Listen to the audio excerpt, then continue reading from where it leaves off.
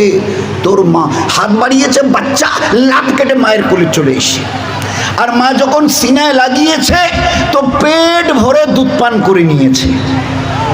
মুসার মা বলছে, আল্লাহ তুমি এত বড় কুদরতওয়ালা, আমার বাচ্চাকে আমি দুধ পান করাবো আর গোটা আমাদের মুলকে মিশরের বাদশাহ আমার সামনে মাথা ঝুঁকে বলছে, বোন তোমার ঝুপড়িতে গিয়ে আর ঝুপড়িতে গিয়ে কোনো কাজ নেই, আমার রাজপ্রাসাদে থাকো, রাজার বাড়ির খানা খাও, যা মন চাইবে আমাকে বলে তাই তুমি নিয়ে নিও।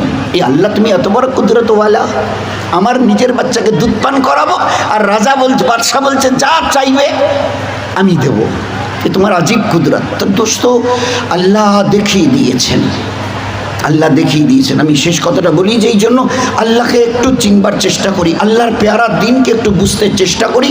জীবনটা সত্যিকারের কসম দিয়ে বলছি, কসম দিয়ে বলছি, জীবনটা কতটা ধন্য হবে আল্লাহ দেখিয়ে দেবে। মনে হবে আল্লাহ তুমি মরণের পরে নাকি জান্নাত দেবে, কিন্তু যে সুখে দুনিয়াতে আছি, অন্তরে শান্তি, সংসারে সুখ, দিন আর রাত আসমান জমিনের দরজা খুলে দিয়েছো বরকতের জন্যে, যেখানে থাকি এখানে অথবা আমেরিকায়, তুমি বলেছো আল্লাহু খায়রুন হাফেজা, এই আল্লাহ তুমি এত বড় হেফাজত করেনেওয়ালা, এত বড় ইজ্জত আমাদেরকে দিচ্ছ। এই দিনের বিনিময় আল্লাহ ওয়াদা করেছে।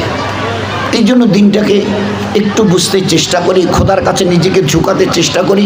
শেষ কথাটা আমি খুব অনুরোধ করছি আমাদের পুরুষ ভাইদের, আমাদের বিশেষ করে মা বোনদের, একটু জীবনটাকে আপনারা পাল্টান।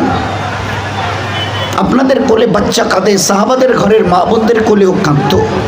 আজ আমাদের ঘরের মা বোনেরা বাচ্চা কাঁদলে কোলে নিয়ে বলে, এই বেটা এই বেটি চুপ চুপ ভাগ।